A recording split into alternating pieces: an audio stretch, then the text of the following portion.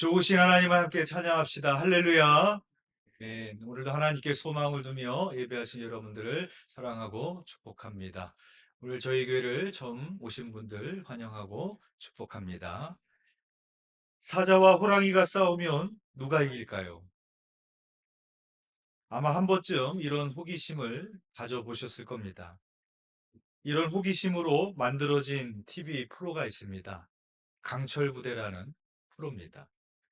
우리나라에서 내노라는 특수부대원들이 나와서 정말로 누가 강한지를 대결하는 그런 프로입니다. 저도 이 프로를 보았는데 이 특수부대원들이 가지고 있는 공통점들이 있습니다. 그것은 끝까지 포기하지 않는다는 겁니다. 그 미션에서 비록 실패했을지라도, 이미 승부는 결정났을지라도, 이미 탈락했을지라도 끝까지 미션을 완수하고자 하는 특수부대원들의 모습을 보게 됩니다. 서로에게 박수를 쳐줄 때에도 1등을 한 팀에게도 박수를 쳐주지만 진정으로 박수를 쳐주는 것을 보면 비록 탈락했어도 실패했어도 끝까지 미션을 완수하는 그들을 향해서 진정으로 박수 쳐주는 모습을 보게 되었습니다. 그러니까 그들에게 있어서 가장 치욕스러운 일은 지는 게 아닙니다.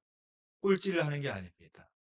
특수부대원들에게 있어서 가장 치욕스러운 것은 중간에 포기해버리는 겁니다. 지난번 아시안컵 축구대회에서 우리나라가 8강전에서 패색이 짙어지다가 손흥민 선수가 페널티킥을 얻어서 극적인 동점골을 넣었고 마지막 승부차기에 돌입하게 되었습니다. 그리고 사우디 선수가 실축을 두 번째 하였을 때 사우디의 감독이 아직 경기가 끝나지 않았는데 경기장을 빠져나가는 모습이 카메라에 잡혔습니다. 그 감독은 그 일로 인하여서 사람들에게 많은 비난을 받을 수밖에 없었습니다. 감독으로서는 합당하지 못한 태도죠. 아직 경기가 끝나지 않았는데 선수들은 여전히 경기장에서 플레이를 하고 있는데 회색이 짙어 보이니까 먼저 감독이 나가는 그 모습은 우리의 눈살을 찌푸리게 했습니다. 디 보이트와 그의 아들 이야기를 설교 예화로 많이 들어보셨을 겁니다. 디 호이트에게는 아들 릭 호이트가 있었습니다. 아들은 태어날 때 목에 탯줄이 감긴 채 태어나서 뇌성마비와 경련성 전신마비를 가지고 태어났습니다. 근데 아들이 어느 날 컴퓨터 자판을 두들겨 아빠 달리고 싶어요 라고 말합니다. 그때부터 아버지는 아들의 소원을 들어주고자 모든 것을 걸었고 마침내 마라톤 경주에서 아들을 밀면서 완주를 하게 됩니다. 처음 아들과 함께 마라톤 완주를 한 기록은 8시간이 넘었습니다.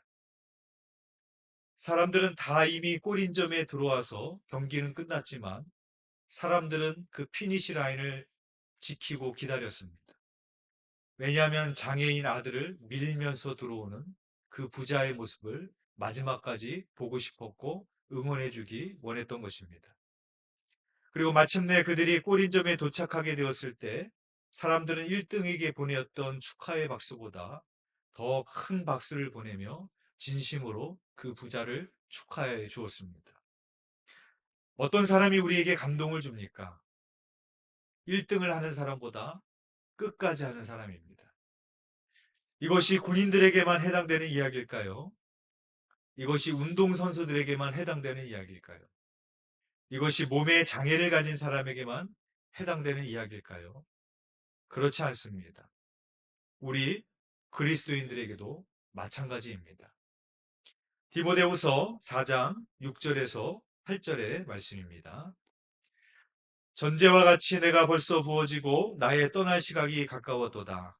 나는 선한 싸움을 싸우고 나의 달려갈 길을 마치고 믿음을 지켰으니 이제 후로는 나를 위하여 의의 면류관이 예비되었으므로 주 곧 의로우신 재판장이 그날에 내게 주실 것이며 내게만 아니라 주의 나타나심을 사모하는 모든 자에게 도니라. 이 말씀은 우리가 잘 아는 사도 바울의 유언과 같은 말씀입니다.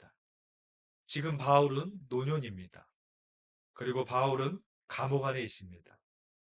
내가 세상을 떠날 시각이 가까이 다가왔고 현실은 감옥이라는 암울한 상황이지만 바울은 다시 한번 마음속으로 다짐을 합니다. 내가 지금까지 믿음을 지키며 잘 달려왔는데 남아있는 믿음의 경주에도 끝까지 전제와 같이 부어지며 달려갈 길을 내가 달려가겠노라고 다짐하고 있는 바울의 모습입니다. 그런데 이러한 바울의 태도와 대조를 이루는 사람이 바로 그 다음 절에 나오고 있습니다. 디모데후서 4장 9절에서 10절의 말씀입니다. 너는 어서 속히 내게로 오라. 대만은 이 세상을 사랑하여 나를 버리고 데살로니가로 갔고. 바울은 디모데에게 내게 속히 오라고 하면서 대만은 세상을 사랑하여 나를 버리고 데살로니가로 갔다라고 말하고 있습니다. 대만은 데살로니가 출신으로 한때 바울을 도왔던 사람입니다. 그런데 바울이 두 번째 감옥에 투옥이 되고 로마의 기독교에 대한 박해가 점점 심해지는 것을 보면서 바울을 버리고 자기 고향으로 돌아가 버린 것입니다. 대만은 바울만 버린 것이 아니었습니다. 그가 이 세상을 사랑하여 라는 표현을 보면 대만은 자신의 신앙마저 버린 것입니다. 노년의 차가운 감옥에서 죽음을 기다리면서도 끝까지 표대를 향하여 나에게 예비하신 면류관을 위하여 믿음의 경주를 마치겠다라는 바울의 모습과 대조를 이루고 있습니다. 우리의 믿음은 어떠한 믿음이 되어야 되겠습니까? 우리 주변에서도 우리에게 감동을 주는 믿음은 참으로 그 삶이 고달프고 고난의 연속이라는 것을 우리가 다 알고 있지만 그래도 바울과 같이 그 믿음을 끝까지 지키며 그 믿음의 경주를 완주하시는 분들을 볼 때 우리가 그것이 감동이 되지 않습니까? 우리가 끝까지 믿음을 지켜야 될 이유는 주님께서 먼저 우리를 끝까지 사랑하셨기 때문입니다. 요한복음 13장 1절의 말씀입니다. 유월절 전에 예수께서 자기가 세상을 떠나 아버지께로 돌아가실 때가 이른 줄 아시고 세상에 있는 자기 사람들을 사랑하시되 끝까지 사랑하시니라. 연애를 하는 사람들을 보면서 사람들이 하는 농담 같은 말이 있습니다. 정말 멋지게 생긴 남학생이 외모는 못생겼지만 옷 하나만은 기가 막히게 잘 차려입은 여학생과 지나갑니다. 그 모습을 보면서 사람들은 이렇게 수군댑니다. 저 여자의 아버지가 재벌인가 봐. 그러지 않고서는 저 잘생긴 남학생이 저토록 못생긴 여학생과 데이트할 리가 만무하다라는 것이죠. 잠시 후 이번에는 반대로 매우 예쁘게 생긴 여학생이 자기와는 전혀 어울리지 않는 공색하기 짝이 없는 외모의 남학생과 데이트를 하는 모습을 봅니다. 그 모습을 보면서 사람들은 이번에 이렇게 수군댑니다. 저 남학생이 사법고시에 붙었나 봐. 그렇지 않고서는 있을 수 없다라는 뜻이겠죠. 마지막으로 너무너무 못생긴 남학생이 지지리도 못생긴 여학생과 데이트를 하며 지나갑니다. 그 모습을 보면서 사람들이 이번에는 이렇게 수군댑니다. 쟤네들 정말 사랑하나 봐. 우리나라 사람들은 유독 외모에 집착을 하는 편인 것 같습니다. 이쁘게 생긴 여자가 독서실에서 밤늦게까지 공부를 합니다. 그러면 사람들이 뭐라 그런지 아십니까? 어휴, 얼굴도 이쁜데 공부도 잘하네. 그럽니다. 그런데 못생긴 여자가 독서실에서 밤늦게까지 공부를 합니다. 그러면 뭐라고 하는지 아십니까? 저 봐봐, 저 여자 되게 독하네. 독하다라고 그렇게 얘기를 합니다. 못생긴 남자와 여자가 서로 알콩달콩 살아가면서 지나갑니다. 그러면 사람들이 뭐라 그런지 아십니까? 어휴, 한 쌍의 바퀴벌레 같은 한 쌍이네. 그렇게 얘기를 합니다. 모든 이야기 속에는 그것이 우스갯소리든 심각한 이야기든 뭔가의 시대적인 메시지를 담고 있는 법입니다. 이 우스갯소리가 우리에게 말하고 있는 내용이 뭡니까? 사람을 둘러싸고 있는 여건이나 상황을 떠나 사람 자체만을 진정으로 사랑하기란 정말 어려운 것이라는 것입니다. 바꾸어 말하면 사람은 사람을 사랑하기 이전에 그 사람을 장식하고 있는 여건이나 조건을 더 사랑한다라는 것입니다. 그런데 우리를 향하신 주님의 사랑은 그렇지 않았습니다. 예수님께서는 제자들이 돈이 많았기 때문에, 학력이 높았기 때문에, 사회적인 지위가 높았기 때문에 그들을 사랑하셨던 것이 아닙니다. 그들은 이스라엘 전역에서 가장 가난한 사람들이었고 또 전혀 배운 것이 없는 무식한 자들이었습니다. 그들이 남보다 더 의롭고 진실되기 때문도 아니었습니다. 그들은 머지않아 십자가에 매달리신 예수님을 철저히 외면하고 배신할 사람들이었습니다. 그리고 지금 이 시점은 언제입니까? 이제 곧 예수님께서 십자가의 죽음을 당하셔야 되는 그런 상황이었습니다. 또한 예수님은 제자들에게 철저하게 버림을 받으시고 홀로 남아지셔야 되는 상황이었습니다. 그것을 예수님이 몰랐을까요? 그렇지 않습니다. 예수님은 알고 계셨습니다. 그럼에도 불구하고 예수님은 제자들을 자기 사람들을 끝까지 사랑하셨다라고 말하고 있습니다. 그래서 제자들과 마지막 만찬을 하시고 그들의 발을 닦아주십니다. 거기에는 예수님을 절대 버리지 않겠다고 호언장담했지만 예수님을 저주하고 맹세하고 부인한 베드로도 포함되어 있습니다. 거기에는 예수님을 은 30에 팔아넘길 가룟 유다도 포함되어 있습니다. 그러나 주님은 자기 사람들을 사랑하시되 끝까지 사랑하셨습니다. 그 사랑이 2000년 전 제자들에게만 하나셨던 사랑이 아닙니다. 2000년이 지난 오늘 우리들에게도 동일하게 주어지는 사랑입니다. 그래서 필립 얀시는 이런 말을 했습니다. 하나님께서 우리를 묶고 계시는 사랑의 줄에는 수많은 매듭이 있다는 겁니다. 그 매듭은 우리가 하나님을 배신하고 배반하고 그 줄을 끊임없이 끊어버리지만 우리가 그 줄을 끊어버릴 때마다 하나님께서는 그 줄을 다시 묶으시고 매듭을 지으셨다라는 것이죠. 그래서 우리를 끊을 수 없는 사랑으로 우리를 붙드신다라는 것입니다. 우리가 늘 주님 앞에 나와서 하는 고백은 뭡니까? 세상 가운데 하나님을 잊고 살았던, 죄 가운데 살았던 우리의 죄를 늘 고백하지 않을 수 없지 않습니까? 그러나 그렇게 날마다 고백할 수밖에 없는 우리의 죄 가운데 동시에 우리는 무엇을 깨달을 수 있는가 하면 하나님의 끝없는 사랑입니다. 날마다 죄를 짓고 살지만 그러나 끊임없이 끝까지 사랑하시는 그 주님의 은혜와 사랑을 우리는 고백하지 않을 수 없는 것이죠. 예수님은 자기 사람들을 사랑하시되 끝까지 사랑하셨습니다. 그러나 제자들은 그렇지 못했습니다.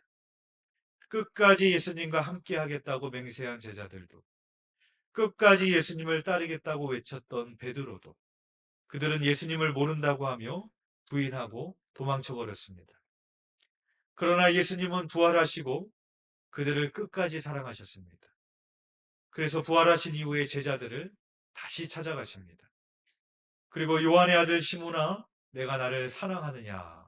라고 물으십니다. 끝까지 사랑하시는 그 주님의 물음에 베드로는 주여 그러하외다 내가 주님을 사랑하는 줄 주님이 아시나이다 라고 고백할 수밖에 없었습니다. 끝까지 베드로를 사랑하셨던 주님의 사랑에 베드로는 자신의 생명 다 바쳐 주님을 끝까지 사랑하는 사도로 변화될 수 있었습니다. 우리는 예수님의 이러한 모습을 보면서 전도가 무엇인지를 배우게 됩니다. 여러분, 전도는 끝까지 사랑하는 겁니다. 복음의 본질이 사랑이기 때문에 복음은 어떠한 전략이나 수단이나 행사나 프로그램으로 전해지는 게 아닙니다. 복음이 사랑이기 때문에 복음은 사랑으로 전달될 수 있습니다. 비록 지금 내 남편이 예수를 믿는다고 나를 핍박하지만 끝까지 사랑을 하는 겁니다. 비록 지금 내 자녀가 예수님을 믿지 않고 복음을 받아들이지 않고 세상 가운데 방황하고 살아가고 있지만 내 기도가 응답되지 않는 것 같지만 내 사랑하는 자녀를 품고 끝까지 기도하는 겁니다. 주님이 우리를 끝까지 사랑하시는 것처럼 전도란 그 영혼을 끝까지 사랑하고 포기하지 않는 것입니다. 바로 그러할 때 하나님께서 그 마음을 두드리시고 역사하여 주실 줄 믿습니다. 우리는 코로나 기간을 보내면서 정말 암울한 시간을 보내지 않았습니까? 모든 사람들이 전부 마스크를 쓰면서 보내었던 적이 있습니다. 마스크를 쓰고 있는 사람들에게 가서 무슨 말을 할 수 있겠습니까? 내 자신도 마스크를 쓰고 있는데 무슨 말을 할 수 있겠습니까? 마치 코로나 기간을 지내면서 복음을 전하는 것은 불가능한 것처럼 느껴지는 시간들이 있었습니다. 교회가 전도를 한다는 것은 이제는 옛날 말이 된 것처럼 거의 불가능하게 느껴지는 그런 시점도 우리에게 있었습니다. 그럼에도 불구하고 우리가 끝까지 복음을 전하는 사명을 감당해야 될 이유가 오늘 본문에 있습니다.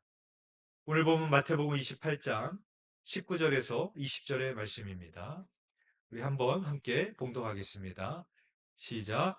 그러므로 너희는 가서 모든 민족을 제자로 삼아 아버지와 아들과 성령의 이름으로 세례를 베풀고 내가 너희에게 분부한 모든 것을 가르쳐 지키게 하라. 볼지어다 내가 세상 끝날까지 너희와 항상 함께 있으리라 하시니라. 아멘. 그것은 바로 주님께서 끝까지 우리와 함께 하시겠다라는 약속이 있기 때문입니다. 마태복음은 임마누엘의 하나님을 강조합니다. 그래서 마태복음의 시작인 마태복음 1장에서는 이 땅에 성육신 하나님을 가리켜 임마누엘로 오신 주님이라고 소개하고 있습니다. 그리고 마태복음의 맨 마지막인 오늘 본문에서 세상 끝날까지 우리와 함께 하실 임마누엘의 주님을 강조하고 있는 성경이 마태복음입니다. 우리가 글을 쓸 때 가장 중요한 말을 맨 마지막에 쓰기 마련입니다. 그래서 마태도 우리에게 가장 하고 싶은 말을 맨 마지막에 기록을 했습니다. 그래서 그 말씀이 그러므로라는 접속사로 시작되고 있지 않습니까? 그러므로 우리에게 하고 싶은 말이 무엇입니까? 너희는 가서 모든 민족을 제자로 삼아 아버지와 아들과 성령의 이름으로 세례를 베풀고 내가 너에게 분부한 모든 것을 가르쳐 지키게 하라라는 것입니다. 세상 끝날까지 주님께서 우리와 함께 하시겠다라는 약속입니다. 여러분, 이 주님의 약속이 누구와 함께 하겠다라는 약속이겠습니까? 물론 믿는 자들과 함께 하시겠다라는 약속일 것입니다. 그러나 이 문장에 비추어 봤을 때, 협의적인 의미로 봤을 때 어떤 사람과 끝까지 하겠다라는 것인가? 시대가 어떠하든, 더 이상 전도가 되지 않는 시대든, 예수님을 믿으면 개독교라고 비판하는 시간이 되었든, 모든 것이 불가능해 보이는 상황일지라도 주님의 약속을 붙들고 주님이 다시 오시겠다는 그때까지 주님의 복음을 전하고 제자를 세우는 일에 끝까지 함께하는 사람, 그들과 함께 하시겠다라는 주님의 약속이 아니겠습니까? 선교의 주체는 하나님이십니다. 선교는 선교사가 하는 게 아닙니다. 사람이 하는 게 아니라 선교는 하나님이 하시는 것입니다. 하나님이 하시는 것이기에 선교의 길을 막을 자가 없습니다. 하나님이 함께 하시기에 복음을 막을 자가 없는 것입니다. 기독교의 역사를 보십시오. 수많은 암울한 시간들이 많았습니다. 로마의 박해가 있었고 공산당이 기독교인들을 죽이는 일들이 있었고 예수님 시대에도 사도들은 수많은 역경과 고난을 겪어야만 했습니다. 그러나 선교는 하나님이 하시는 것이기에 막을 수가 없었습니다. 기독교는 어떠한 박해 속에서도 어떠한 어려움 속에서도 계속해서 복음을 전해왔고 하나님의 나라는 무너지지 않았습니다. 코로나 기간에도 교회는 참으로 암울한 시간을 보냈습니다. 복음을 전하는 모든 문이 닫혀 있는 것처럼 보였습니다. 그러나 그 기간 동안에도 하나님께서는 온라인이라는 새로운 공간을 통해서 또 복음을 전하게 하시는 것을 보게 되어집니다. 그래서 코로나 3년이라는 기간을 통해서 이제는 코로나 전에는 온라인으로 실시간을 방송하는 그런 교회가 많지 않았습니다. 그러나 코로나 3년을 지난 지금에 이제는 거의 대부분의 모든 교회가 오프라인과 온라인을 통해서 활발하게 국경을 넘어서 지역을 넘어서 모임의 장소를 넘어서 실시간으로 복음을 전하게 하시는 또 하나님의 뜻을 발견하게 되는 오늘이 됩니다. 최근에 어떤 기사를 보니까 코로나 기간에 교회를 떠난 사람 중에 10명 중에 7명은 다시 교회로 돌아오고 싶다라고 한다는 그런 통계를 본 적이 있습니다. 그 영혼의 갈급함이 있는 거죠. 영혼의 사모함이 있기 때문입니다. 이제 우리가 그들을 향해서 손을 내밀어야 될 때가 아니겠습니까? 사랑하는 교회 여러분, 오늘 본문은 주님이 우리에게 남기신 마지막 유언과 같은 말씀이고 교회에게 주신 지상 명령입니다. 그것은 세상 끝날까지 복음을 전하고 제자를 세우라는 주님의 유언과 같은 명령입니다. 우리가 살아가는 이 시대가 어찌 됐든, 환경이 어찌 됐든, 사람이 우리에게 어떻게 반응을 하든, 주님이 우리에게 명하신 것처럼, 주님이 우리를 끝까지 사랑하신 것처럼, 세상 끝날까지 우리와 함께 하시겠다는 그 주님의 약속을 붙들고, 끝까지 복음을 전하며 주님의 제자를 세워가는 일에 헌신하시는 저와 여러분이 되시기를 주님의 이름으로 축원드립니다. 기도드리겠습니다. 사랑과 은혜가 풍성하신 하나님 아버지, 지난 코로나 3년의 기간을 통하여 참으로 교회가 힘들고 어려운 시간들을 보냈습니다. 모든 선교의 문이 막히는 것처럼 보였고 전도의 문이 막혀지는 것처럼 보였습니다. 또한 우리가 살아가는 이 시대가 참으로 복음을 전한다라는 것이, 전도를 한다라는 것이 너무나도 힘들고 어려운 시대임을 고백하지 않을 수 없습니다. 그러나 오늘 이러한 시대 속에서도 오늘 우리는 주님의 약속의 말씀을 붙들기를 원합니다. 세상 끝날까지 우리와 함께 하시겠다라는 그 주님의 약속이 있기에, 주님이 우리와 함께 하시기에, 주님 다시 오실 때까지, 세상 끝날까지 주님의 약속을 붙들고 주님의 복음을 증거하며 주님의 제자를 세워가는 일에 쓰임받는 우리 두드림 교회가 될 수 있도록 사용하여 주시옵시고 역사하여 주시옵소서. 주님께서 우리 교회를 통하여 그렇게 이루실 줄 믿사오며 예수 그리스도 이름으로 기도드렸사옵나이다. 아멘.